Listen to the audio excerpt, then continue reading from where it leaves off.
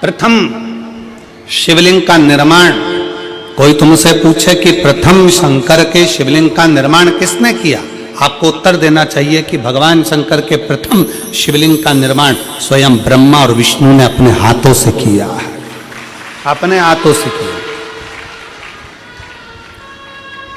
इसलिए सारे ज्योतिर्लिंग, सारे उपलिंग, सारे मंदिर, सारे शिवालय, सारे शंकर की उपासना के केंद्र बिंदु,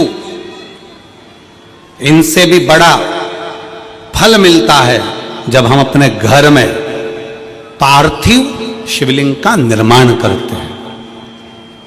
घर में मिट्टी से जो हम पार्थिव शिवलिंग महीने में एक बार, महीने 2 महीने में, 4 महीने में, 6 महीने में, 8 महीने में, 10 महीने में, 12 महीने में आप जो एक बार पार्थिव शिवलिंग का निर्माण करते हो, उसका फल क्या है, क्या फल प्राप्त होता है? तो कहा 12 ज्योतिर्लिंग में जो जल चढ़ाने का फल है वो घर में पार्थिव लिंग बनाकर उसके पूजन करने के फल के बराबर प्राप्त हो जाता है।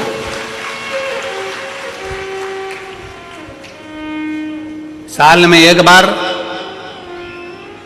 श्रावण के महीने में, श्रावण की शिवरात्रि पर पूरे भारत में ही नहीं देश और विदेश में भी लोग ऑनलाइन पार्थिव शिवलिंग का निर्माण करते हैं। आप लोग करते हो कि नहीं करते हो?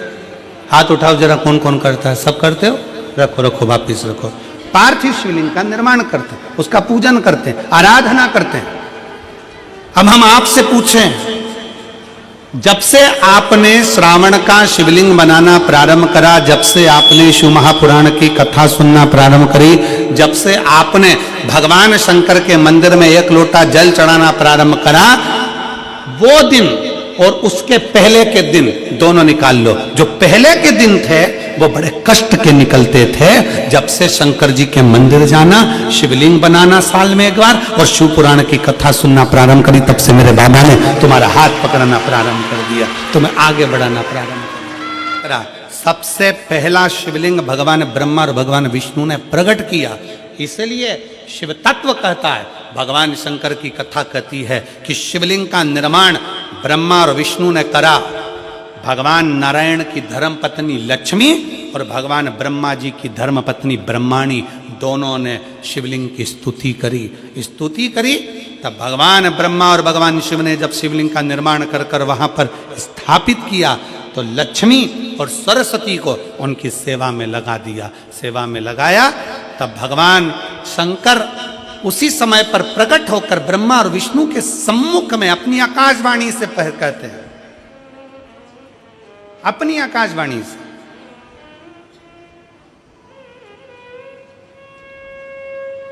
कि हे नारायण, आपने अपनी लक्ष्मी को हमारी सेवा में रखा, ब्रह्मा आपने ब्रह्माणी को अपने हमारी सेवा में रखा, उसका क्रम क्या है?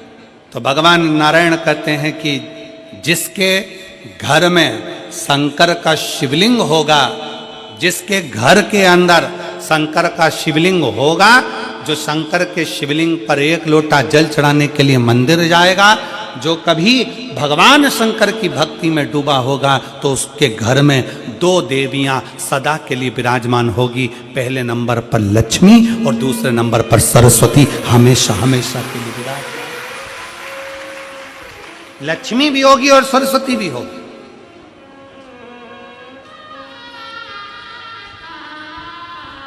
अब दोनों देवियां खड़ी हो गईं। शंकर जी से पूछा, पहले ये बताओ कि सरस्वती जाएगी कि लक्ष्मी जाएगी घर में? शिव जी मुस्कुराकर उत्तर दिए, ऐसा नहीं है कि पहले एक देवी जाएगी फिर दूसरी देवी जाएगी।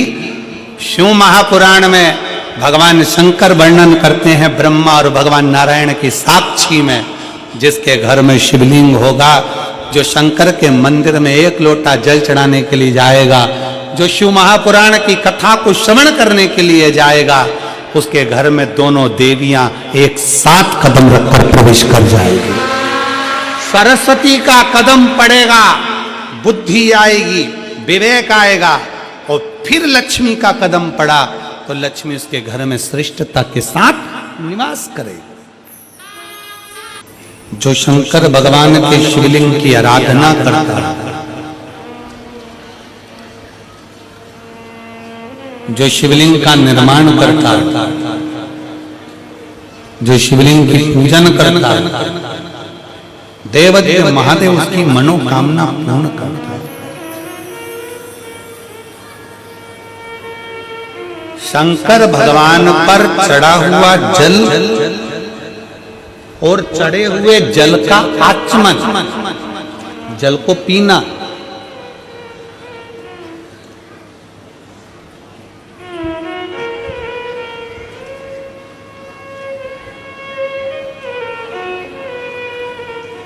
किस किस के घर में शिव पुराण की पोथी है आप लोगों के यहाँ? पढ़ना शिव महापुराण। आप अगर संस्कृत में नहीं पढ़ सकते तो गीता प्रेस गोरखपुर की शिव पुराण की पोथी लेकर आओ, उसको पढ़ो। उसकी विद्येश्वर संहिता में लिखा है शंकर भगवान पर चढ़े हुए जल का आचमन करना, उसको पीना। 3 ताप समाप्त हो जाते हैं मात्र जल पी लेने से। शिव पे चढ़े हुए जल को पी लेने से 3 ताप समाप्त हो जाते। व्यक्ति के 3 ताप उसी क्षण समाप्त हो जाते हैं जब वो शंकर पे चढ़े हुए जल का आचमन करता है। भगवान शंकर पर चढ़े हुए जल का आचमन करना, केवल पीना, 3 ताप को समाप्त कर देता।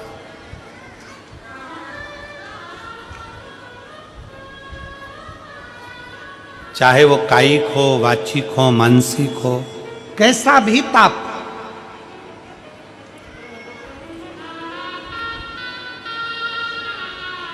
और यदि कोई तुमसे कह दे कि शंकर जी पे चढ़ा हुआ जल नहीं पीना चाहिए, तो उन महाराज जी के चरणों को प्रणाम करो और उनसे कहो अच्छे से शिव पुराण पढ़ो। एक देवी का फूल होता है जिसको जायसोन या गूलर का फूल भी कहते हैं, घंटी वाला फूल भी कहते हैं, लाल कलर का होता है। काय का बोलते हैं इधर? गुड़ल, गुड़र का फूल, जायसोन का फूल लाल कलर का होता है, जिसमें घंटी निकली रहती है एक छोटी सी, उसमें पीले पीले पीले पीले दाने रहते।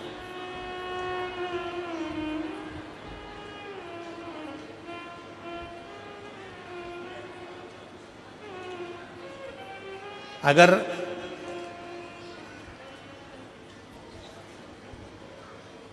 मान लो कोई बेटा बेटी, कोई लड़का लड़कियां, कोई बेटा बेटी, नवयुवक बच्चे या बहुएं या कोई अन्य व्यक्ति भी कोई कार्य चालू कर रहा है। मान लो कोई कार्य आप चालू कर रहे हैं,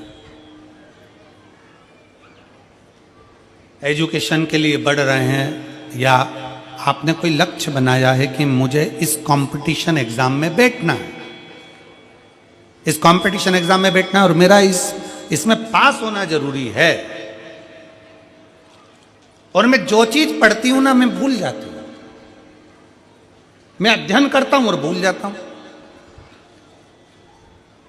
कई माताएं भी ऐसी हैं 40, 45, 50 साल, 60 साल की हो गई, 60, 70 साल की हो रही हैं, कई बार कह देती हैं मेरी याददाश्त ठीक नहीं है, मैं कोई सामान रखती हूँ भूल जाती हूँ, मेरी याददाश्त में नहीं रहती।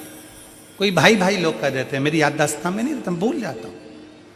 कोई कहकर गया मुझसे बात कर लेना और मैं भूल गया कि मेरे को उससे बात करना था। कई बार मुझे मनी मंजिल तक पहुंचना है। तो शिव महापुराण की कथा कहती है आप अपने परिश्रम को 4 गुना बढ़ाओ, मेहनत 4 गुना करो, पढ़ाई 4 गुना करो, अध्ययन 4 गुना करो, दिन रात एक कर दो। और साथ में जो अशोक सुंदरी की जगह है, ये शिवलिंग समझ लेना जरा, ये जलाधारी पार्वती जी का हस्त कमल, ये शिवलिंग, ये जलाधारी, और यहां से जल बहता है। राइट में गणेश जी, लेफ्ट में कार्तिकेय जी, और बीच में जम के बोलो जरा अशोक सुंदरी।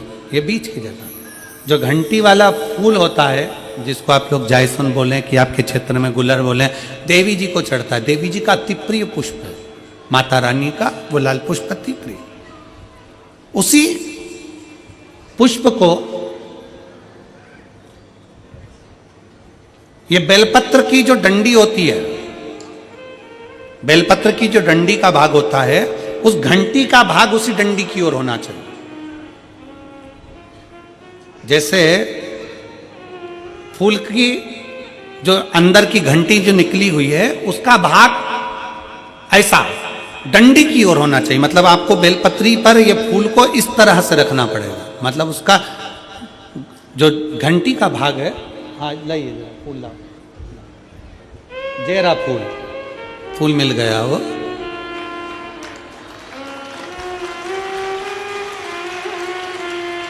फूल मिल गया।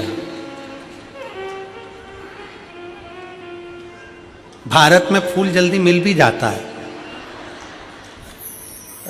मिल गया। अब ये फूल और इस फूल की जो घंटी का भाग है वो इस डंडी की ओर हो, हमारे डंडी के साइड। अपनी कामना कर कर, अपना नाम और गोत्र का स्मरण कर कर, शिव जी से अपने मन का भाव बोलकर इस फूल को और इस बेलपत्र को 12 महीने शिवरात्रि पड़ती है। किसी भी शिवरात्रि पर अशोक सुंदरी वाली जगह पर, शंकर के शिवलिंग की ओर जो अशोक सुंदरी की जगह है, वहां पर डंडी और घंटी का मुख शिवलिंग की ओर होते हुए उस बेलपत्र को समर्पित करो। कब करना है? पहले 1 लोटा जल समर्पित कर कर, फिर ये बेलपत्र अपनी कामना कर कर, बाबा से विनय कर कर, बाबा मेरा ये कंपटीशन एग्जाम है, मैं पढ़ूंगी, 4 गुना मेहनत करो, अध्ययन करो, अच्छी पढ़ाई करो, दिल से पढ़ो, रात दिन एक कर दो, और 1 घंटी का पुष्प, 1 बेलपत्र, जब तक तुम्हारा एग्जाम ना आए, 4 महीना, 5 महीना, 3 महीना, प्रत्येक शिवरात्रि, हर महीने शिवरात्रि आती है, प्रत्येक शिवरात्रि पर समर्पित करो। आप अपने लक्ष्य तक पहुंचोगे ही, कोई रोक नहीं सकता। आप अपने लक्ष्य तक, अपनी मंजिल तक पहुंच ही जाओगे। बोल बम का नारा है,